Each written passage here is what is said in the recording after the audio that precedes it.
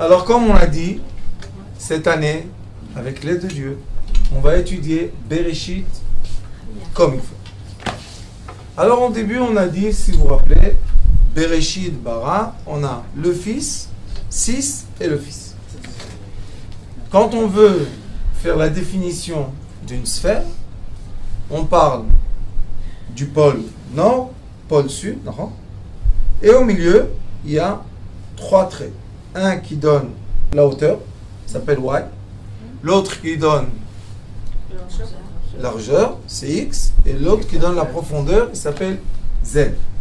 Ils sont tous écrits dans les 2 mots du début. Bereshit, en araméen, shit c'est 6. Donc on a pôle nord, 6, et pôle sud. Chacun de nous est écrit ici. On peut trouver le nom de tout le monde. Pourquoi? Parce que quand on est né, la naissance, c'est vivre dans une sphère.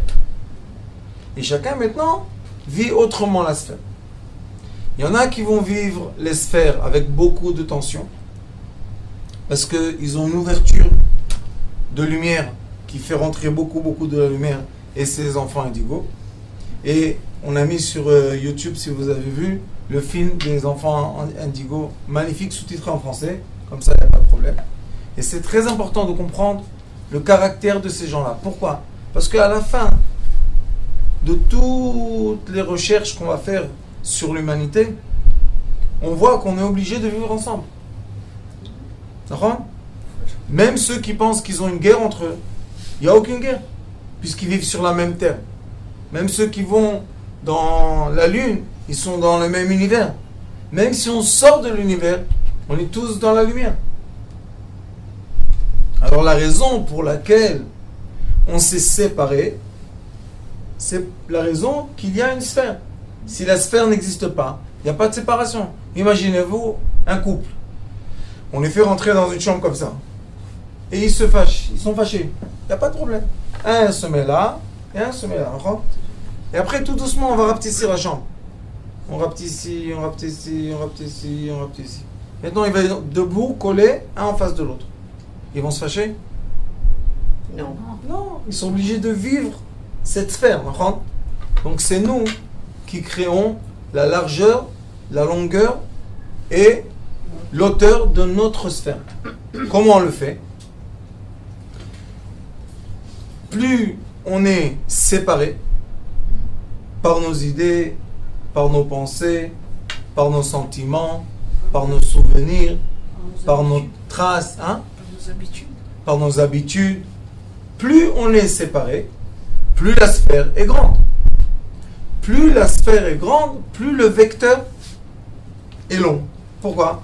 Parce que les 3 coordinates que je vous ai dit tout à l'heure se rencontrent dans un point qui s'appelle le point de l'équilibre. C'est comme ça. Il y a 3 coordinates, Y, X et Z. Maintenant, ça c'est comme ça. Quand on étudie la physique, plus le vecteur est grand, d'accord, et un petit poids ici peut renverser toute une sphère. Plus le vecteur est petit, tous les poids du monde que vous voulez font rien du tout. De là, on étudie que l'homme et la femme, comme on a fait pendant les fêtes de Tishrei, doivent être face à face. Le Rabbi de Lubavitch, quand on fait un mariage, il y a une lettre de lui qui explique pourquoi il faut être face à face. On doit être tellement collé qu'à la fin, on voit rien qu'un point. D'en haut, on voit un point. Ce point-là s'appelle en hébreu Nekuda. C'est quoi une Nekuda? Un point dans l'espace. Mais ce point-là, il est écrit Nekuda Aklula Mi-Eser.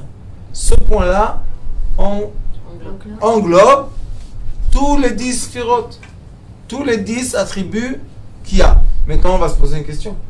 Ils existent les 10 ici aussi. Alors pourquoi on a besoin du point? Parce qu'elles se rencontrent. Parce que la joie céleste, c'est que nous, sur terre, on est en paix. en paix veut dire en hébreu, shalom, c'est shalem, entier. Quand est-ce qu'on peut être entier? Quand les vecteurs sont longs ou quand les vecteurs sont tout petits, minuscules. Plus ils sont minuscules, plus on voit l'entier. Plus ils vont s'élargir, et moins on va comprendre l'existence des points. Ça veut dire que plus je suis dans la rigueur et dans le jugement, et j'éloigne les gens de moi, et je commence à vivre des vecteurs qui sont très longs, et un petit point me bouscule toute mon existence. Ce secret de vie est écrit au début dans les deux mots, Bereshit bara. Et qu'est-ce qu'il a fait à Kadosh Baruch Hu? Il a dit, voilà, je vous montre votre existence. Vous voyez, 6. Il est écrit que sur les 6 attributs, Chesed, Gvura, Netzachot, Tiferet, Malchut, et c'est Yesod, Malchut, Tiferet au milieu. Le Tiferet, c'est le juste milieu. Tout le monde est relié au juste milieu. Si on n'aurait pas eu un point au milieu, on aurait pu dire, qu'est-ce que tu veux que je fasse? Je suis là, je n'ai aucun rapport avec le point du milieu. Mais non, le point du milieu veut dire, la Tiferet, qu'on est tous connectés. Tous à tout. Et sachez que quand on étudie l'économie intelligente et pas l'économie agressive, qui dit, comme malheureusement aujourd'hui en Israël, les gens qui vivent au milieu n'arrivent plus à vivre. Il y a ou des gens qui sont pauvres ou des gens qui ont leurs moyens. Ceux du milieu, c'est très difficile. Ils prennent des dettes, ils s'endettent, ils n'arrivent pas. Et à la fin, les pauvres, ils doivent faire faillite. Après qu'ils ont fait faillite, ça a aidé quelque chose? Non. S'ils prennent tout le temps des dettes, ça veut dire qu'ils n'arrivent pas à s'en sortir. Le problème, c'est qu'ils ont écarté les points. Et d'où ça vient ça, vous savez? La guerre très triste des deux frères depuis le début du monde. Il y avait deux Adam. Il y avait Adam méchant et Adam gentil. Il y avait Evel et Caïn. Il y avait Abraham et Lot. Il y avait Ishmaël et Yitzhak. Il y avait Esav et Yaakov. Il y avait Yosef et Yehuda. Et ça continue. Jusqu'à Moshe. Moshe Rabbeinu a dit à Kadosh Baruch Hu 7 jours. Il a eu des arguments avec lui. Qui ose avoir des arguments avec Kadosh Baruch Hu? Il avait 80 ans. Il lui a dit, écoute,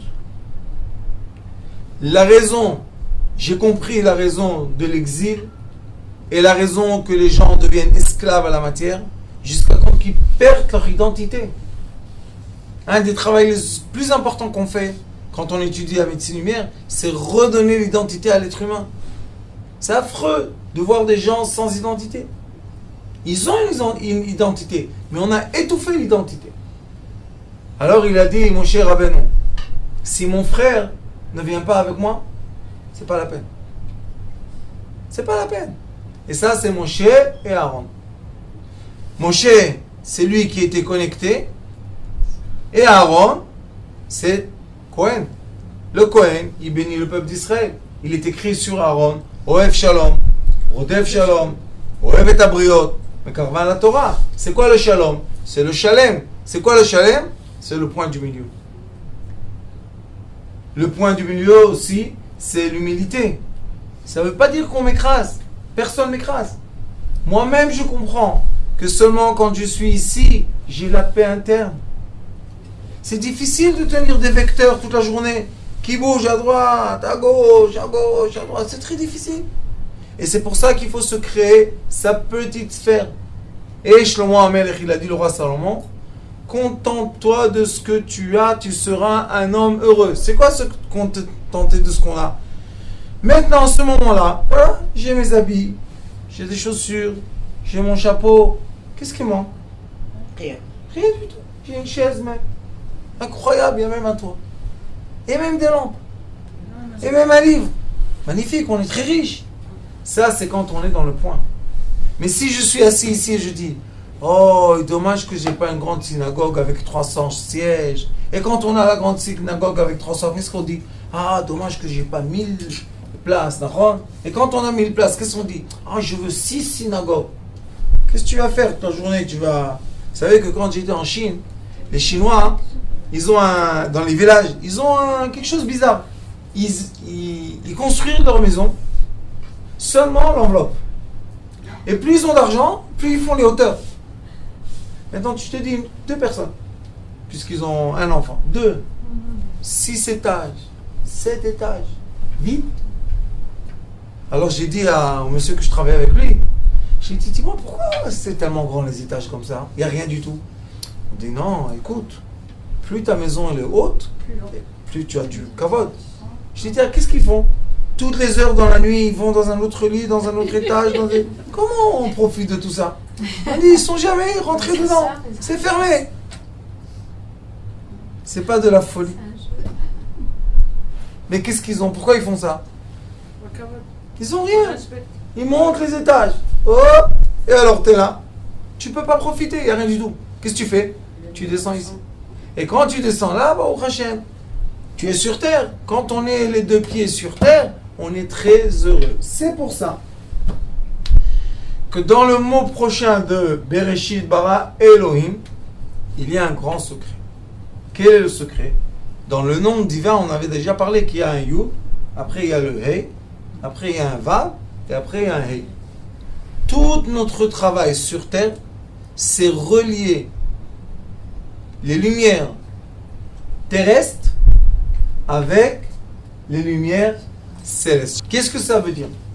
Ça veut dire que la vraie raison pour laquelle la matière existe, c'est parce qu'il y a des lumières qui ralentissent leur vitesse et qui deviennent de la matière. Si on profite de la matière, la lumière est très contente. C'est pour ça que Shabbat, c'est de la lumière. Oneg. C'est quoi oneg? Plaisir. Et il y a un passouk, un psaume qui dit It'aneg al Hashem v'iten lecha mishalot libcha. Tu veux que Dieu exauce tous tes vœux, tu es obligé de le montrer que tu as un plaisir de son monde.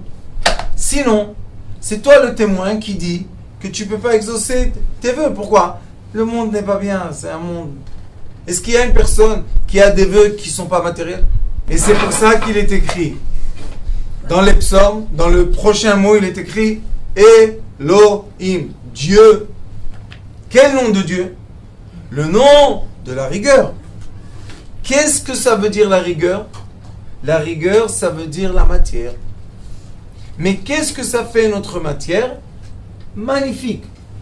Aleph Lamed, on dit elle. Elle, c'est Dieu. Et elle, c'est aussi miséricorde. Miséricorde. Ça veut dire qu'on a grimpé dans les 6 attributs et on est arrivé au chesed. Magnifique. Chesed, c'est la miséricorde. Qu'est-ce que doit faire le chesed, la miséricorde sur terre, vous savez? Relier le hey premier avec le hey second. Écrit mot à mot. Après le mot, la lettre, les 2 lettres qui disent la miséricorde, il y a le hey, et après il y a un yud et un mem. Le yud et le mem ensemble, c'est 50. 10 et 40, 50. Toujours quand on appelle la Shrina, on dit Yam. Yam ha-chokhma, Yam ha-zeh. Le Yam, c'est Shrina, c'est le Hey. C'est Yud et même c'est 50. Et le Hey avant, 5. Qu'est-ce qu'on a? 55. Qui est tunisien? Même si on n'est pas tunisien, c'est pareil. Ils ont une... Maintenant, ils comprennent pourquoi ils disent 55. 5 fois 5, 55. Simple, non? Ma grand-mère, elle disait 5 fois 5, 55. Voilà. J'ai dit, mamie, c'est 25. Elle me dit, non, ils ont eu une erreur là-bas dans le compte. Ils ont eu une erreur. C'est bien. Qu'est-ce que ça veut dire quand on a après la dualité de fils et fils, et maintenant on trouve la dualité de fille et fille? Pourquoi? Parce que le dernier hey du nom divin, ça veut dire quoi? La matière. Toutes les lumières descendent, se concrétisent, et le Ari Akadosh dit, jusqu'à quand que la lumière devient de la matière. Et c'est pour ça que je vous ai déjà dit, ça s'appelle des cristaux. Cristaux en latin veut dire de la lumière qui est devenue gelée. Ça s'appelle cristallisé. Les lumières gelées. Si la lumière s'est gelée, nous avons la matière. Mais qu'est-ce qu'on fait nous? Chacun de nous, on a le trait de quoi? D'un vav. On est un trait, d'accord? Pour atteindre de la lumière, qu'est-ce qu'on est obligé de faire quand on a un trait? S'incliner.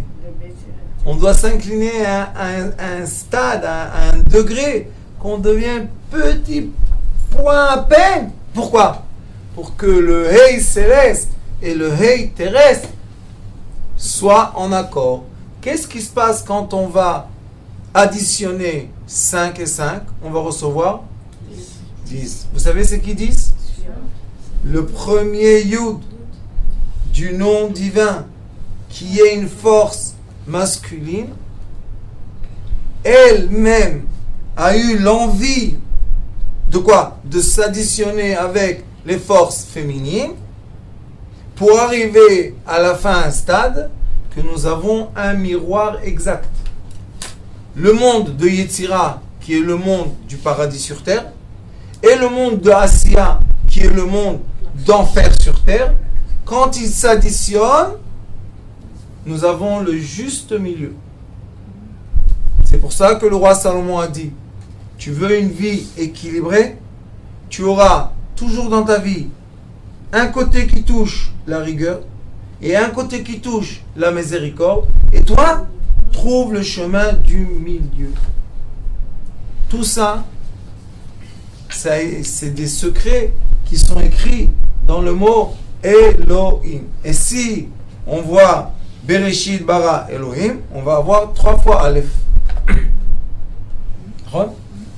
Bara 1, bara 2, Elohim 3. Qu'est-ce que c'est ces 3 Aleph? Aleph, on sait que c'est Yud Vav Yud. C'est 3 fois le nom divin.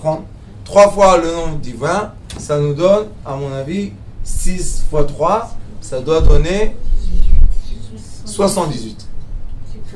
26 par 26, non? 26 fois 3, c'est 60, et 18, 78. 78, 7 et 8, ça nous donne 15. 15 en hébreu, c'est Yud, Hey.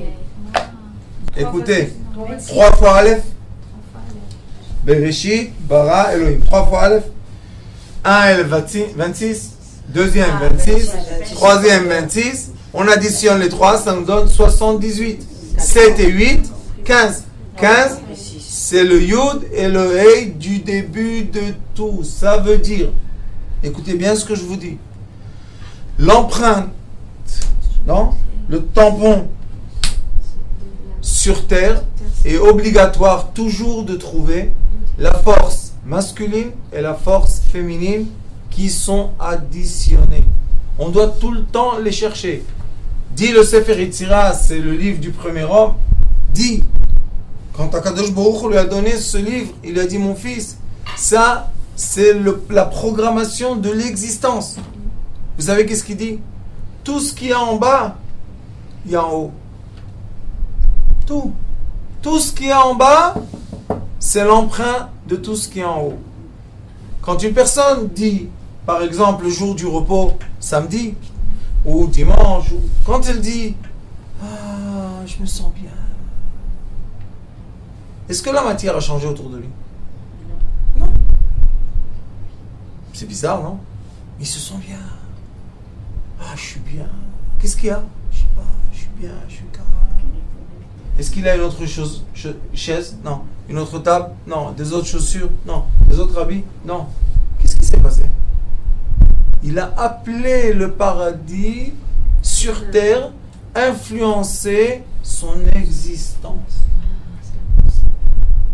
Dieu a dit, je veux que vous veniez sur terre dans l'obscurité et vous allez dévoiler la lumière obscure. Vous savez, c'est dans la physique antique, tout le monde cherche. Qu'est-ce qu'il y a dans l'obscurité? Ils disent qu'il y a des particules. C'est de la lumière obscure, on l'appelle. Mais la lumière obscure peut être illuminée. Je vais vous donner la preuve d'une bougie. Quand une bougie est allumée et je ferme la bougie, avec un bocal. Combien de temps elle va être allumée? Tant qu'elle va user l'oxygène. L'oxygène, c'est quoi? C'est l'air qu'il y a sur Terre. Mais la bougie, tant qu'elle est, elle donne de la lumière. C'est l'obscurité qui l'entoure, qui nourrit cette lumière. Ça veut dire que toute l'obscurité est une lumière obscure. Si on arrive à profiter de ce monde, cette lumière se dévoile. Mais quand on ne profite pas de ce monde, malheureusement, on est dans une génération, ça fait 70 ans, ça suffit, j'espère que bientôt ça va arrêter tout ça. Plus tu souffres, et plus tu es mesquin, et plus tu vas te penser que tu es un grand tzaddik. Non. Le vrai tzaddik, c'est celui qui sait illuminer l'obscurité. Et la seule façon d'illuminer l'obscurité, c'est l'imagination positive. L'imagination positive. Toujours, je raconte une histoire. Un homme très riche et très puissant, après son frère très pauvre, ça existe, non? Il lui a dit, tu sais quoi mon frère, t'es un vaurien, toute la journée tu étudies, regarde tes habits sales, viens avec moi. Où on va? On va prendre un chameau et on va aller un peu dans le désert parler tout seul. Et là, on y va. Ils sont arrivés, la belle grosse voiture, elle s'est arrêtée au milieu du désert, le chameau avec le bédouin il est venu, et ils ont commencé à faire un tour. Après 1 heure, on a soif. Ils ont arrêté le chameau, par hasard, il y a un petit bédouin comme ça, qui vend de l'eau. Le riche, qu'est-ce qu'il dit? Allez mon frère, buvez tous. Mais les bédouins font attention à l'eau. Ils savent que dans le désert, l'eau n'est pas partout. Ils ont bu 2, 3 bouteilles, 4 bouteilles, 4 heures. Ils ont fini les bouteilles du bédouin. Combien il y en avait? 15. Le bédouin, il dit, alors, Massari, donne-moi l'argent. Le riche, Sors la carte. bah la carte aujourd'hui, porte-monnaie électronique. Ah, allez, ça arrive. Il sort l'iPhone. Il lui dit, do you have electronic porte-monnaie? Le bédouin, il commence à faire comme ça avec les yeux. Et l'épée qui se chope. Il lui trappe la tête, il dit, qu'on a? Tu dois donner de l'argent. Regarde, attends. Pas de violence, s'il vous plaît. Qu'est-ce qu'il y a? Il sort le porte-monnaie. Il ouvre. Toutes les cartes. Il dit, à quelle tu veux? Il dit, on achète de l'eau dans le désert avec du plastique. Tu te moques de moi? L'épée là. C'est son frère qui a donné. Le frère, le mesquin, il dit, attends, qu'est-ce qu'il y a? J'ai un petit sachet avec des petites pièces. Ah bon, on va chercher. Et il prend une autre. À la fin, il le sauve. Ça, c'est l'histoire de lion qui a besoin de la petite souris. D'accord? On a tous besoin dans la vie. On a tous des moments qu'on est des lions. Hein? On a tous besoin d'un plus petit soi. Exactement. Mais le plus petit et le plus grand, ils sont Cœur. dans l'imagination. Des fois, quand je suis à côté de gens qu'on me dit qui sont très importants, je me sens tout petit. Des fois, c'est moi à la tête de la table. Oh, je me sens très grand. Mais quel est le problème de ces sentiments? C'est des vecteurs très forts. Et c'est pour ça que ça déforme malheureusement l'être humain. Ouais. Mais si l'être humain, si on lui donne de l'honneur, ou bien si on le flatte, ou bien si on lui donne des humiliations, il reste toujours le même. C'est quoi rester le même? Équilibre du point zéro. Juste milieu. Juste, mais pas des vecteurs. Me contenter de ce que j'ai. Quand je me contente de ce que j'ai, j'englobe les 10 attributs, le yud. Vous voyez les deux hey, ça donne un yud. Et si on va additionner le même et le hey, combien on va recevoir? 45. 45 c'est quoi? L'homme. Adam. Et au-delà, au milieu, il y a un yud. Yud Chochma Keduma. quand le premier homme a été rejeté du paradis céleste et il est venu sur le paradis sur terre, terrestre, il lui a dit, écoute, la seule façon de traverser ce monde, c'est être connecté à la sagesse. Si tu n'es pas connecté à la sagesse, tu vas faire énormément d'erreurs qui vont te coûter très cher. C'est ça le problème des erreurs. Il n'y a pas de faute. C'est quoi la faute? Qui veut punir? Le père veut punir son fils? Non! Mais il dit, mon fils, pourquoi faire autant d'erreurs? Pourquoi pas prendre le guide et voir comment marcher, comment faire les pas? Qu'est-ce qu'il y a de mal? Non, je veux essayer tout seul. Vas-y. Essaye tout seul. Mais à la fin, quand on essaye tout seul, est-ce qu'on ne va pas toujours se retrouver dans des sphères? Oui. Est-ce que toutes les sphères sur Terre, sur l'existence, sur l'univers, n'ont pas de loi? Oui. Si je ne connais pas les lois, quelle est la différence si je suis dans la maternelle, ou dans la première classe, ou dans le bac, ou à l'université? Quelle est la différence? Je ne connais pas les règles. Alors qu'est-ce qui se passe? Je me fais du mal. Et le père et la mère, qu'est-ce qu'ils disent? Mon fils, ne te fais pas du mal. Élève-toi au-delà. Pourquoi tu n'essayes pas? Et quand on prend les gens, je vous dis, les plus bas, le plus bas de l'existence, vous savez c'est quoi? Quand une personne n'a plus de valeur à son corps. C'est l'existence la plus basse qui peut être sur Terre. Qu'on peut profiter du corps de quelqu'un sans qu'il ressente plus rien. Il est où ce monsieur? Elle est où cette petite jeune fille? Eux, quand on leur dit, tu es capable d'étudier, tu es capable de t'élever, on voit une présence, mais mettre une présence. Leur visage, c'est lui. Une histoire. J'étais la semaine dernière, j'étais pas là parce que j'étais à Eilat. Il est venu un jeune homme. Il avait une boucle d'oreille sur l'oreille. La boucle d'oreille infectée, comme ça, des couleurs noires et vertes. Quand je l'ai vu, je lui ai dit, waouh, viens dans mes bras. Chac, j'ai donné un grand câlin, Il m'a dit, grave, tu m'aimes vraiment? Je lui ai dit, écoute mon cœur, pourquoi je t'aime pas? Il s'est assis, il m'a dit, je sais ce que tu veux. J'ai dit, qu'est-ce que je veux? Mais tu veux ma boucle d'oreille? J'ai dit, mon fils, tu veux l'infection que tu as? Qu'est-ce que c'est? Il m'a dit, prends, sans rien dire. Sa mère, des mois. Ah, tu vois, bon. Il a enlevé la boucle d'oreille. Il a mis. Je lui ai donné. Tu sais qu'il a bien nettoyé. J'ai dit, regarde la couleur. Qu'est-ce qui se passe avec toi? T'es pas un être humain. Tu mérites pas de vivre. Je dis, ma vie c'est quoi? Je me lève à 4h de l'après-midi. Je vais à la plage. Je trouve des filles de tout le monde entier à Eilat. Je bois de la bière. Après je...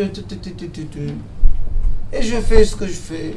Et j'arrive à la maison à 4h du matin. Je me jette dans mon lit. Et... la roue tourne. J'ai dit, c'est quoi cette sphère? C'est l'enfer sur terre que tu vis. Il m'a dit, qu'est-ce que je peux faire? J'ai quelque chose à faire? Vraiment? Aucune valeur. Je lui ai dit, est-ce que je dois te mettre en valeur? Il m'a dit, Rav, quelle valeur? Qui veut de moi? Je lui ai dit, et si je vends ta boucle d'oreille et les gens sont prêts à payer pour ça, c'est de la valeur? Il m'a dit, Rav, c'est pas pro. Je lui ai dit, je la nettoie, ça fait rien. C'est de la valeur? Il m'a dit, vraiment, tu penses que quelqu'un peut acheter ma boucle d'oreille? Il s'est réveillé, le pauvre. Je lui ai dit, combien ça vaut cette boucle d'oreille? Il m'a dit, laisse tomber, 50 shekels. Je lui ai dit, bon. Je lui ai dit, mais comme elle était sur ton oreille, et tu l'as enlevée de ton oreille, c'est devenu comme un temple sacré. Il m'a dit, arrête, Rav. J'ai dit, viens, on fait un essai. Il y avait des gens comme ça. J'ai levé la boucle d'oreille. J'ai dit, qui va acheter la boucle d'oreille? 500, 700, 800, tac, tac. 1700 shekels. Je leur ai dit, alors, pas parler, mettez l'argent. Tac, tac, tac. Je donne la boucle d'oreille. Le pauvre, il avait la première goutte de larmes qui est sortie de ses yeux. Je dis, pourquoi tu pleures? Il m'a dit, tu sais, Rav, je suis un vaurien, moi. Je vais aller travailler, je vais faire des matzot. Mais j'ai pas l'argent pour arriver en Amérique pour travailler. Je lui dis alors. Il me dit, tu sais combien il me manque? Combien il lui manquait? 1700. 1700 shekels. Eh oui. Après, je lui ai dit, on a parlé comme ça. J'ai dit, dis-moi la vérité. Qu'est-ce que tu aimes dans la vie? Pourquoi tu bois et tu fumes? Il m'a dit, je veux du silence. Je peux plus supporter le bruit. Je vais être tout seul dans mon petit truc. Je lui ai dit, vraiment tu veux le silence? Il m'a dit oui. J'ai dit, tu sais c'est quoi le monde du silence? C'est quoi, vous savez? Prière. L'eau. C'est l'eau, c'est le poisson. L'eau. L'eau, oui. Donc quand on est dans l'eau, et surtout, et là, c'est beau, les poissons. Je lui ai dit, tu aimerais être un plongeur? Il me regarde comme ça, il me dit, quoi, tu lis les pensées des gens, toi? Je dis, non. Il me dit, depuis l'âge de 5 ans, je supplie mes parents, laissez-moi plonger. Interdit. Son père, grand rabbin. Mais il m'a dit, comment je vais faire? Ça coûte de l'argent. Je dis, combien ça coûte? 1700 shekels. Non. Attendez, ça c'est... Vous savez, aujourd'hui, ils font avec les doigts plus vite qu'on pense. Il m'a dit, mon ami, mon truc, j'ai. Combien ça coûte? 2000, je crois, hein? 2700 ou 2200. Je lui ai dit, tu es sûr? Il m'a dit oui. J'ai levé la voix, j'ai dit, qui est prêt de donner à cet enfant un bonheur et un avenir? Putain, qu'est-ce qu'il y a? Je leur ai dit, il faut payer l'étude de plongeur. Combien ça coûte? Tac, tac, tac, tac, tac, tac. Demain, tu viens à 10h, tu as l'argent. Il me dit, Ara, ça s'arrête, j'en peux plus, qu'est-ce que tu me fais? Je lui ai dit, moi, j'ai rien fait encore. Il m'a dit, mais qu'est-ce qui se passe? Je lui ai dit, rien du tout. Juste, tu dois comprendre que tu es en valeur. Il m'a dit, mais il est sorti, il est venu à la maison, après qu'il ne parlait pas avec sa mère. Il a embrassé sa mère sur la tête. Il a dit, maman, on est béni. Tu dis, qu'est-ce que tu as, mon fils? Tu es devenu fou. Elle n'a même pas fait attention qu'il n'avait plus la boucle d'oreille, qu'il énervait tellement. Et Baruch Hashem, il est inscrit. Et Baruch Hashem, il va faire des étoiles. Après, Bezrat Hashem, ça coûte un peu d'argent, un peu plus qu'un peu, mais on va le faire professeur de plongée. J'ai dit, qu'est-ce qu'il y a demain, mon fils? Sois droit dans la vie. Tu veux du silence? Rentre dans l'eau. Là-bas, tu peux pas boire la bière, tu peux pas fumer les trucs, et tu as un silence. Un vrai. Vous êtes dans l'eau? Quand on rentre dans le mikvé, et plus on est calme, et mieux on peut profiter de la conscience du silence dans le mikvé. Et c'est pour ça qu'il est écrit Veruach Elokim merachefet al pene hamayim. Ça veut dire que l'esprit, il est sur l'eau, pas au-dessus. Al pene, il touche. Maintenant, qu'est-ce qui reste? Yam, c'est maim. Et le hei, c'est l'esprit. Soit un petit point. Soit un petit point. Tu pourras être le petit point qui fait quoi? Vous savez que l'eau et l'air, c'est pas qu'ils se mélangent. Ils se touchent. Mais comment ils se touchent? Il y a les atomes. Un atome, c'est quoi? Un petit point. Quand tu as un petit point, tu peux profiter du maga. Comment on dit maga? Du toucher. Du toucher de l'esprit et de l'eau. Je ne sais pas si vous avez fait ça, mais comme on est à côté de Natania et il y a la plage, je vous donne un bon conseil. Marchez sur la plage où il y a des rochers, où il n'y a pas de gens comme ça. Et mettez-vous sur le sable. Quand il y a le coucher de soleil. Vous savez que quand il y a le coucher de soleil, il y a du vent qui se lève. Parce que les différences de température. Et on se met comme ça sur la terre. Comme ça. Et on entend l'eau et le vent. Vous savez, c'est quoi? C'est comme rentrer dans... être un embryon. On re-rentre dans la sphère de maman. Et on peut se recréer à nouveau. Pourquoi? Parce que si on est comme ça, on peut dire à Kadosh Baruch, nettoie-moi. Comment je te nettoie? C'est comme l'électricité. Quand il y a un tonnerre, maintenant l'hiver va venir, il y a les tonnerres. Où ils vont les tonnerres? Ils se déchargent dans la terre, non? Nous, plein de balagan, de bilbouli, plein d'esprits. Étale-toi sur la terre. Décharge-toi sur la terre. Tu vas être l'être le plus heureux sur terre. C'est pour ça qu'il est écrit sur terre. Vous savez que dans les écrits anciens, il est écrit que quand quelqu'un veut avoir une refoua shlema, une guérison entière, il ne se sent pas bien de toutes les maladies. Il est écrit qu'il doit dormir sur la terre. On met un drap et on dort sur la terre. Vous savez qu'est-ce qui se passe? La terre, toute la journée, elle absorbe quoi? Les rayons de soleil. La nuit, elle les dégage. Mais quand elle les dégage, nous la nuit, qu'est-ce qu'on fait? On dégage tout ce qui est les poisons du corps. Mais sauf que si on dégage les poisons du corps et on est habillé avec le synthétique, et les draps synthétiques, et le matelas synthétique, et le bois synthétique, et comment on va décharger notre énergie? Qu'est-ce qu'on fait? Comment on fait? Et les gens qui sont indigos, les pauvres qui ont des tonnerres toute la journée, les petits, on pense qu'ils sont agités. Ils ne sont pas agités. Ils reçoivent des coups d'électricité. Qu'est-ce qu'on va faire avec eux?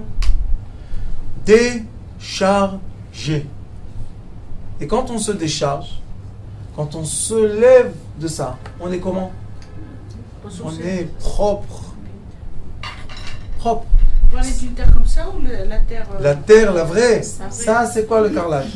Il y a dessus du verre. Et le verre, c'est complètement enfermé. Il faut être sur la terre. Et il est écrit, les sages disent, que si pendant 7 jours, la personne n'a pas eu de transpiration, malheureusement, le poison est resté dans son corps. Mais si elle va faire une interaction avec la terre, parce que la terre respire, vous savez, il y a de l'air dans la terre. La terre respire, le corps respire, la terre respire, le corps respire. C'est exactement comme les plantes. Les plantes, pendant la journée, prennent le gaz carboné et ils donnent l'air pur. Mais la nuit, qu'est-ce qu'elles font l'inverse? Elles prennent l'oxygène, elles font dégager du gaz carbonique. Mais si on a cet échange, on est en vie. Quand il n'y a plus d'échange, on n'est plus en vie. La terre, la même chose. Si on commence à avoir un échange avec la terre, ça veut dire que notre corps s'est renouvelé et maintenant il a détoxiqué ses poisons et bon, Hachem, on peut redémarrer une vie. C'est magnifique. On est là à côté de la plage. C'est très agréable. Il ne faut pas être habillé avec des habits en plastique, des habits en coton ou quelque chose. Il faut faire attention qu'il y ait assez de place. Après ce cours-là, toute la plage sera pleine de gens qui vont s'allonger. Alors il faut vendre déjà les tickets. Vous savez quel bonheur. Il y a, des fois, je fais des doutes. Il y a Givat Olga, il y a des bords de mer, nature. Il n'y a pas de bord de mer, il y a des rochers et tout. Et avant, j'allais là-bas avec une petite tente quelques jours. Et il y a un rocher là-bas. Comme un cocon. Je me mettais dedans comme ça. Quand on commence à se décharger, qu'est-ce qui sort? Vous savez? On pleure. Est-ce qu'on est triste? Non. On pleure pourquoi? De joie. Vous savez quelle est la joie? De dégager de notre corps tout ce qui nous intoxique. Quel bonheur!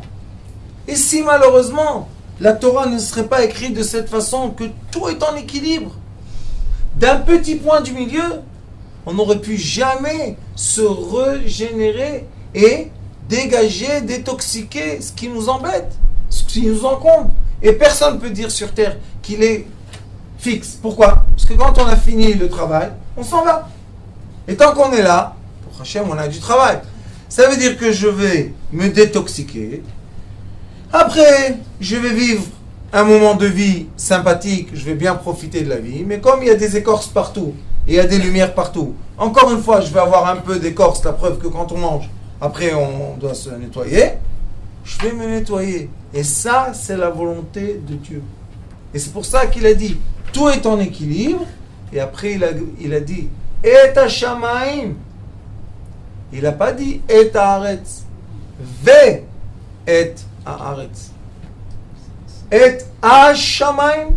Ve et Haaretz. Qu'est-ce qu'il y a ici? Le Hei, le Vav et le Hei. On peut dire aussi en hébreu, et Shamaim, et Haaretz. C'est vrai, on peut le dire. Mais là, non. Encore une fois, on retrouve quoi? Le système du Hei céleste, le Vav qui est l'être humain, les 6 vecteurs de la sphère, et encore une fois un Hei. Regardez comme c'est exact.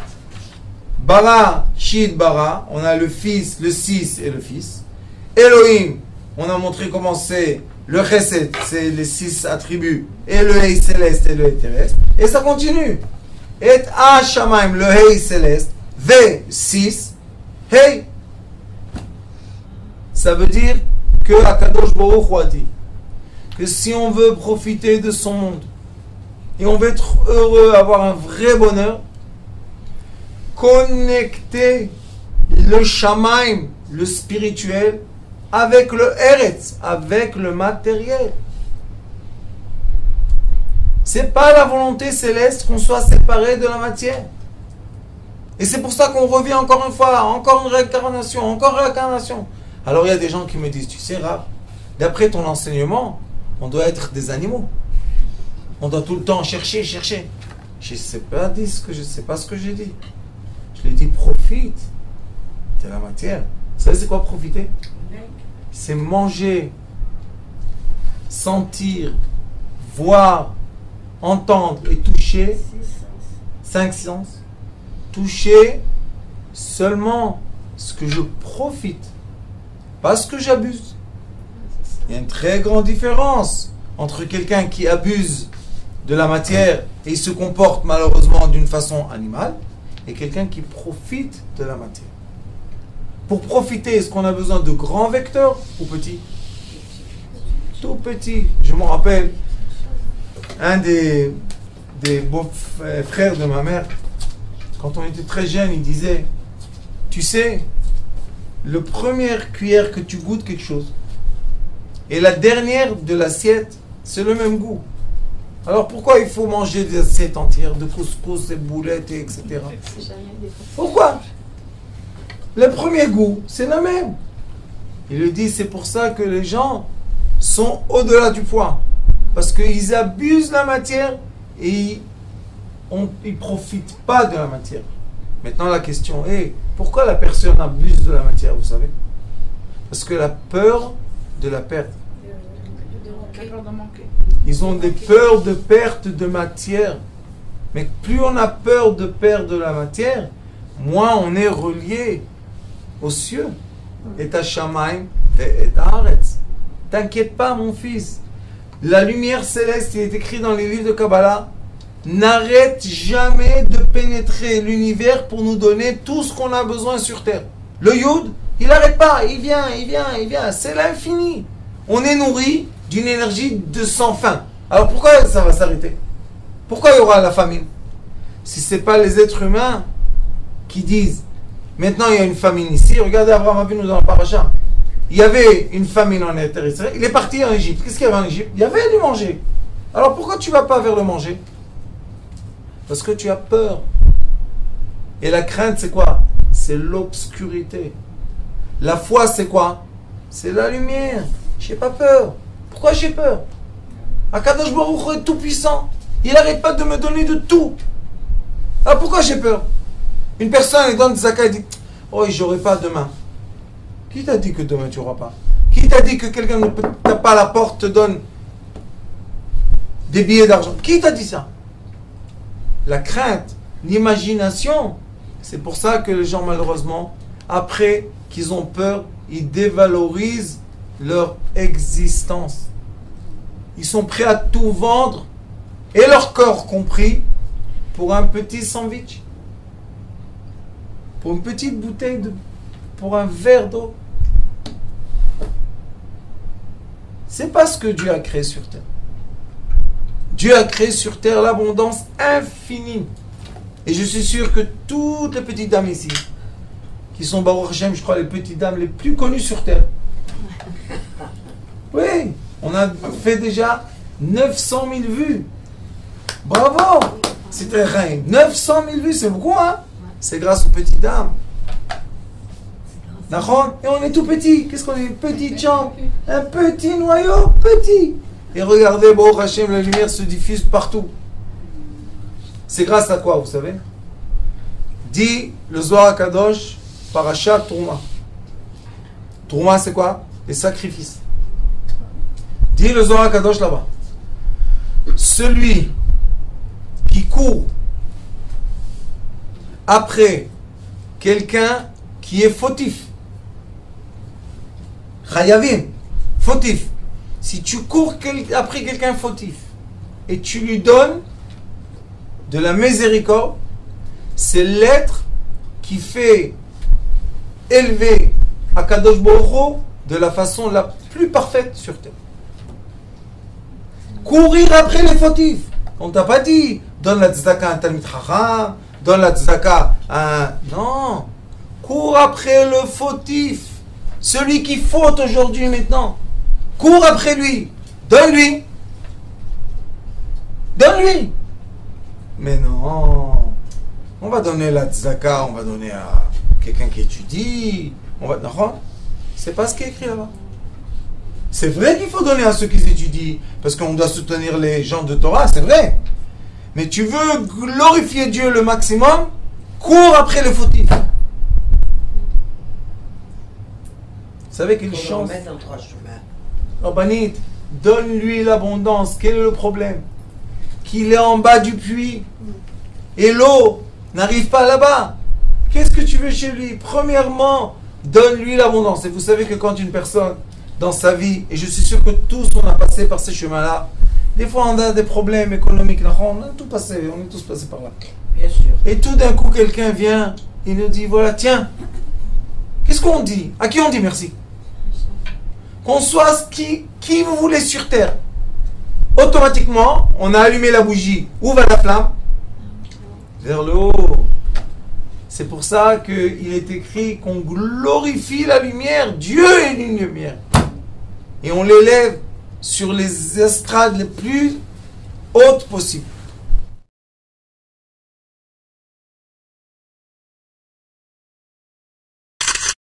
Notre rôle maintenant, c'est détecter notre lumière et en profiter au maximum. Et quand on a un plaisir ou un désir, la porte s'ouvre encore plus grande. Vous comprenez c'est quoi la lumière?